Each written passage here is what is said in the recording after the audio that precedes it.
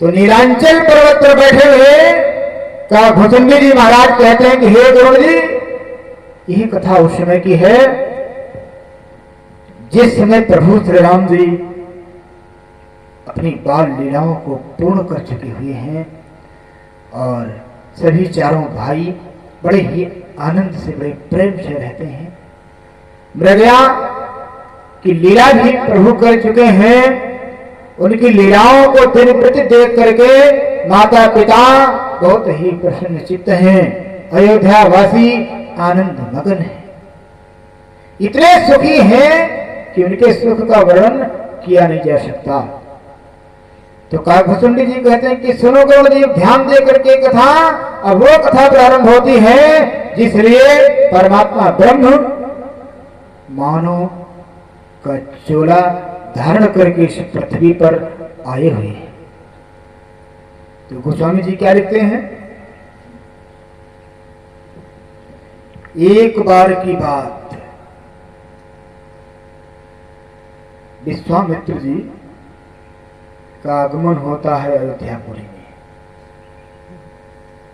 क्योंकि विश्वामित्र जी वन में रहते थे, तपस्या करते थे, यज्ञ करते थे, परंतु उनकी यज्ञ को जो है, जो असुर लोग हैं रावण को मकर आदि, वो उनके यज्ञ में विघ्न बाधा डालते हैं। तो इसलिए विश्वामित्र जी ने विचार किया कि परमात्मा ब्रह्म नर रूप में आए हुए हैं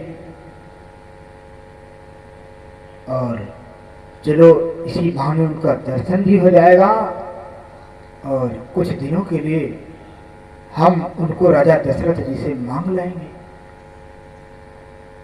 जब मांग लाएंगे तो हमारा यज्ञ का कार्य संपन्न हो जाएगा और प्रभु का दर्शन भी हो जाएगा। तो ये विचार आया उनके अंदर और इस विचार को लेकर के तुरंत ही जाने का विचार रखते हैं और तैयारी बनाते हैं अयोध्यापुरी जाने को।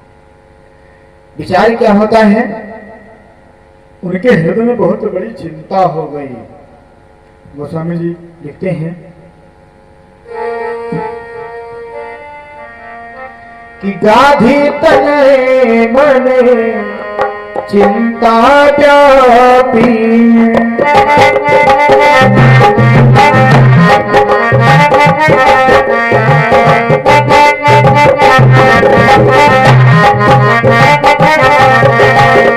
गाधी तने मने चिंता व्यापी,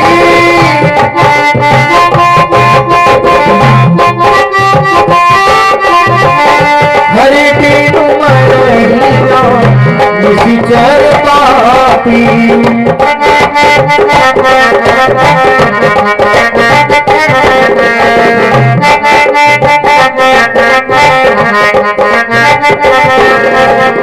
तब मुनि करे मने कीन्हे विचारा, तब मुनि करे मने कीन्हे विचारा, प्रभु अवतरे शरण नहीं भारा।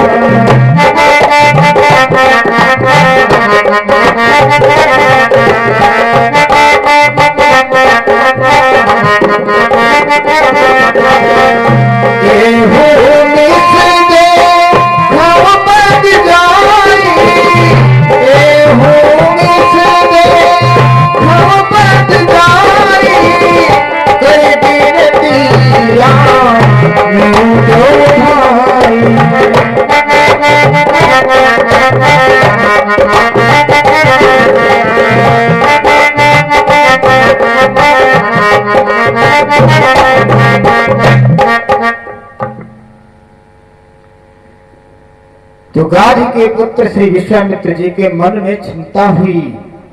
चिंता इस बात की हुई कि हमारा यज्ञ सफल नहीं होगा।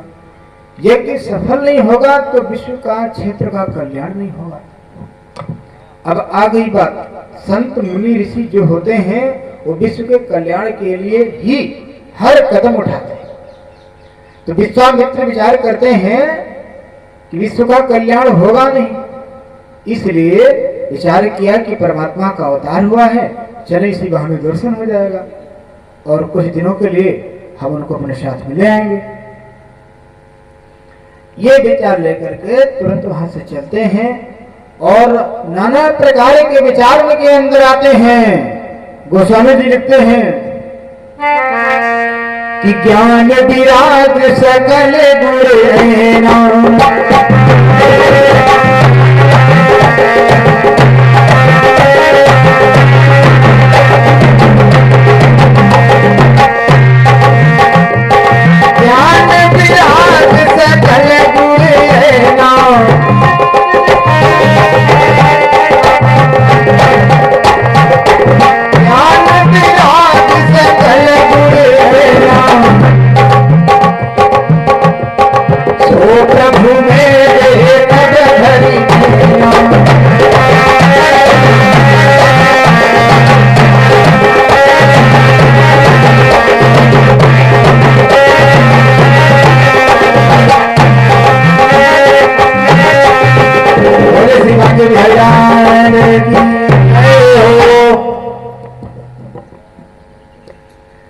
विश्वामित्र जी ने विचार किया कि वो प्रभु ज्ञान विराग सकल गुण ऐना, सभी गुणों से संपन्न है वो प्रभु, और प्रभु को इसी बहाने हम अपने इन नेत्रों से खूब निहारूंगा, खूब देखूंगा।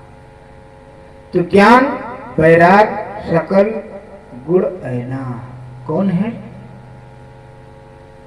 प्रभु श्री राम जी। लेकिन ज्ञान की चर्चा गोस्वामी जी ने भी उत्तरकांड में की है, ज्ञान पंथ कृपाण की धारा। लेकिन ज्ञान कोई साधारण नहीं है, बहुत कठिन है। ज्ञान आजकल सभी लोग लेना चाहते हैं, बहुत तो भौतिक ज्ञान में फंसे हुए हैं और आध्यात्मिक ज्ञान की चर्चा उनके पल्ले नहीं पड़ती है। ज्ञानी किसको कहते हैं? जो सबकी मात्रा समझ जाए, प्रत्येक व्यक्ति को देख करके उसका मनोभाव समझ जाए, उसे हम ज्ञानी कहते हैं। ये नहीं कि ज्ञान केवल किताबी ज्ञान हो गया और अहंकार हो गया, तो वो ज्ञान तो नाश का कारण है, नाश के मार्ग की ओर ले जाएगा आपको, इसलिए उस ज्ञान से सावधान रहें। आइए, ज्ञान किसे कहते हैं? कुछ लोग तो अपने ज्ञान में ही अंधे हो जाते हैं और उस ज्ञान के द्वारा है ऐसा कर्म करते हैं कि अपने ही ज्ञान से स्वयं नष्ट हो जाते हैं। एक बहुत ही छोटा सा एग्जाम्पल है जो ज्ञानवर्धक है। 4 ब्राह्मण कुमार थे, वो काशी जी को गए थे विद्याधन के लिए। वहां पर बहुत वर्षों तक रह करके विद्या अध्ययन किया। जब विद्या पूर्ण रूप से अर्जित कर लिया तो चारों ने विचार किया कि चलो अपने घर चलते हैं। अब चारों ब्राह्मण कुमार अपने घर की तैयारी बना लिए, चल दिए प्रातःकाल। चलते चलते घर था दूर, थोड़ा विलंब हो गया तो एक जंगल पड़ा, वहां पर विश्राम करते हैं। जब विश्राम किया तो अगला प्रातः हो गया। अगला प्रातः स्नान ध्यान किया, फिर चारों विद्वान जो थे काशी जी से विद्या अर्जित करके आए थे, उन्होंने चारों ने मिलकर के विचार किया कि हम लोगों ने जो काशी जी में विद्या अध्ययन की है, जो ज्ञान अर्जित किया है, वो ज्ञान सही है या नहीं सही है, उसका चलो परीक्षण किया जाए। तो उन चारों में से एक बोलता है कि चलो हाँ, बात तो तुम्हारी सही है, पता नहीं कहीं प्रयोग करना पड़े उस ज्ञान का और वो ज्ञान वहां पर फेल हो जाए, इसलिए इसको उस ज्ञान का हम परीक्षण पहले ही कर लेते हैं। तो चारों विद्वानों में से एक विद्वान देखता है कि एक मरा हुआ शेर का ढांचा पड़ा है, केवल अस्थियां हैं और कुछ नहीं है। तो उसमें से एक विद्वान बोलता है कि जो शेर पड़ा हुआ है मरा, अगर हमको इसमें मांस मिल जाए तो हम इसको जीवित करने में समर्थ हैं। तो चारों विद्वानों ने विचार किया कि चलो चारों मिलकर के इसकी व्यवस्था करते हैं। दूसरे ने कहा कि अगर आप इतना कर पाओगे तो हम इसमें बाल का प्रयोग कर देंगे। तीसरे ने कहा कि अगर आप दो मिलकर इतना कर पाओगे तो हम इसमें खून का प्रयोग कर सकते हैं, रुधिर। चौथे विद्वान ने कहा कि अगर आप तीन विद्वान मिलकर के इतनी व्यवस्था कर सकते हो तो इसमें जीवात्मा हमला देंगे, ये दावा है हमारा।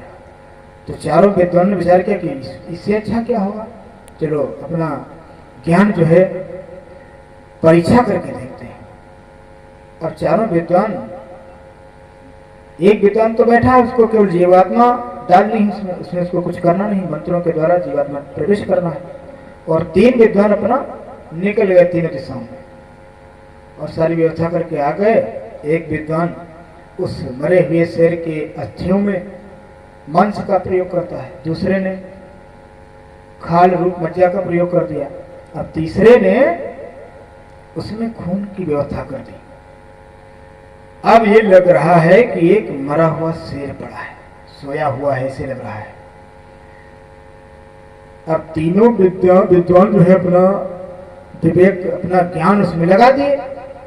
अब तीनों विद्वान चौथे विद्वान से कहते हैं कि अब आप इसको जिंदा करो तब हम जाने तुम्हारा ज्ञान। अब चौथा विद्वान जो है न देखा और न ताऊ, तुरंत मंत्र का प्रयोग किया और मंत्र के प्रयोग से उस मरे हुए शरीर में जीवात्मा प्रवेश कर दिया। अब जब जीवात्मा आ गई तो शेर क्या करेगा, धूप बत्ती अगरबत्ती थोड़ी दिखाएगा। जब जीवात्मा ही उठा और बड़े जोर से धाड़ करता है, उन चारों विद्वानों को खा जाता है। तो इस प्रकार से वो चारों विद्वान तो थे, अपने ही विद्वान से वो स्वयं नष्ट हो गए। तो ऐसे विद्वान से क्या मतलब है, ऐसे ज्ञान से क्या मतलब है? अरे ज्ञान का जो प्रयोग करो उसका, ये तो देखो उसका फल क्या होगा। उन्होंने ये नहीं विचार किया हम जिंदा करेंगे शेर को तो शेर क्या करेगा, हमारी आर्थिक करेगा। तो इस प्रकार